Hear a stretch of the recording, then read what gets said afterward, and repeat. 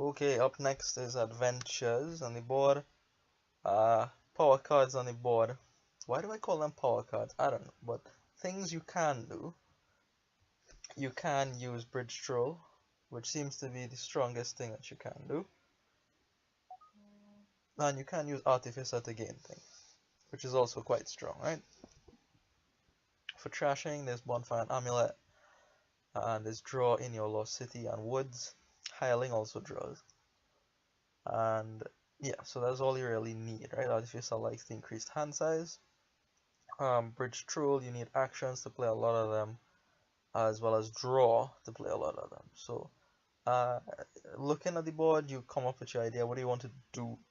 I wanted to go for the bridge troll thing, right? And I believe that I could trash down quite aggressively after picking up an amulet and be okay.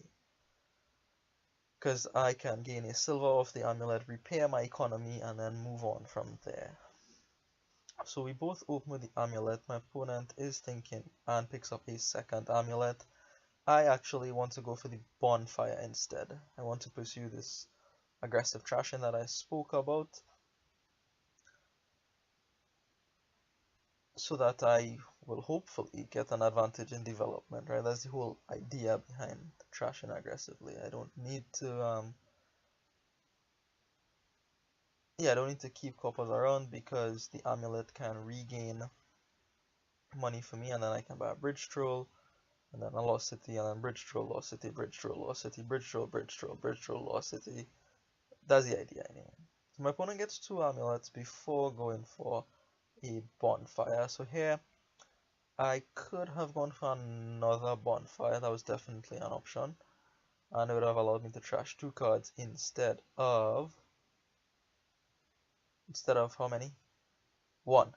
Instead of 1, but I decided to just trash the 1 card because my deck is quite thin here. Now I'll use this amulet mostly for silver gaining after I've removed this estate, of course. So 3 here, the deck is very thin.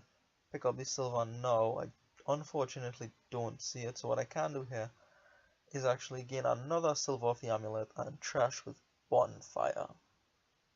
In the meantime, my opponent hasn't been trashing so aggressively, so they have still money in their deck and comes up with 5 here, a second time actually. So they have now a lost city and a bridge troll, but their deck is not as thin as mine. So we'll see how the differences in approach go from here.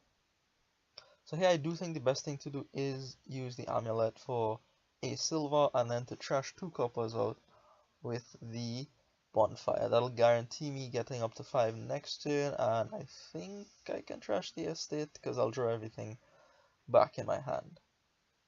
So yeah, there goes the silver and there go the coppers. So here, right, I can trash the estate out and pick up my first bridge troll. Bridge troll first, and then actually maybe a second bridge troll, then lost cities. Relic is an attack, but yeah, with how small my deck is, I don't think the relic is going to hurt me. It will probably do more damage to my opponent than to me. So here, he gets a bridge troll. But one thing to notice is that because my deck is so small, there is no repercussion for my opponent buying lost cities. So really, that's just very good for him. He doesn't have to worry about giving me the card at all. He could just pick up the lost city now, for example. I think he actually does go for a lost city now. And yeah, no consequence whatsoever because I have all my cards in my hand already. So that is something to take note of. I didn't consider it at the beginning of the game. You see, he picks up the lost city there, and I can get no benefit from it. Something I didn't consider at the beginning. This is one drawback to aggressive trashing, right? Now I don't have lost city gains. But I do pick up the next bridge troll here, and I feel like I'm in a decent position, right? My opponent is slowly getting to the thinness that he wants to, but I'm already there. I just need to start building up nice action cards, cities and bridge trolls most notably. Once you have enough bridge trolls down, the artificer becomes very good. However, my opponent pulls out this turn 8 and 2 buys. I didn't expect him to come up with something like this. And he has the bridge troll in place, so it means he could get 2/5 costs, which is pretty good. Pretty good for him. I can't do something like that. His 2/5 costs are the royal carriage and the bridge troll. So now I have 5 and 3 buys. And quite a few options for me here, right? I'm looking at a 5 cost and a couple caravan guards. This is probably a very, very good place to have caravan guards, given the amount of bridge trolls we both have in our ever-thinning decks. When they're in hand, they're probably going to trigger, and one bridge troll, one caravan guard actually negates the effect of a bridge troll play. So I pick up a royal carriage, and the reason for me picking up the royal carriage was stupid. I was thinking, okay, well, I just need to collect a bunch of royal carriages. Then when I play my one bridge troll, I can call my numerous royal carriages and bring the price of cards down even more. However, that is not true, because bridge troll has the text while this is in play, reduce the cost, and cards with that text doesn't respond to throne room and royal carriage and king's court. So if cards like that are goons and haggler.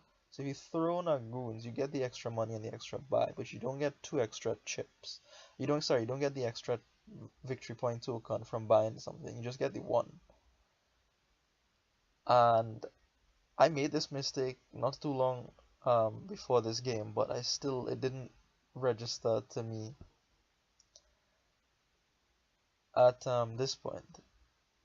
Even now, I still don't know that I'm still going along my plan of, okay, I'll accumulate lots of bridge trolls, lots of royal carriages, and then play my one bridge troll.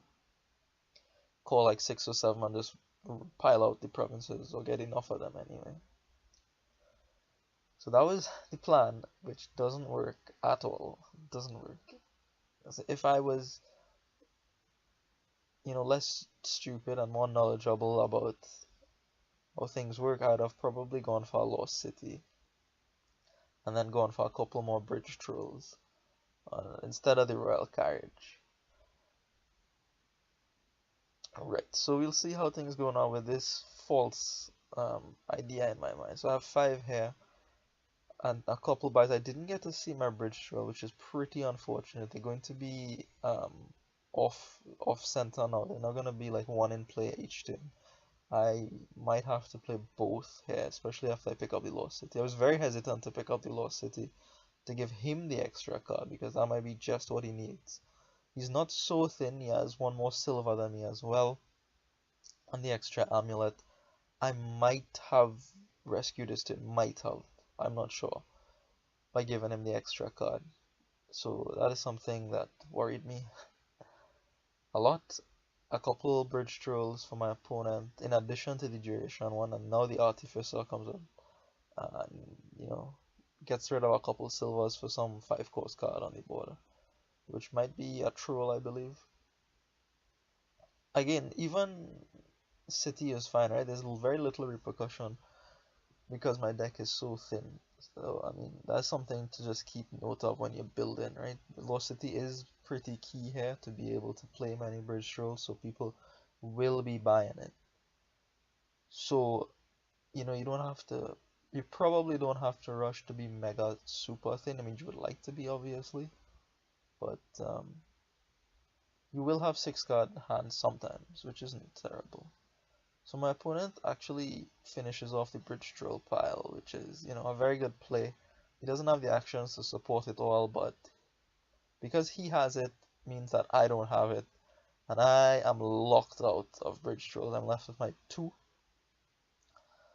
and I have to see what I can do from here, right? So now I'm thinking, okay, play 2 bridge trolls. I could call my royal carriage.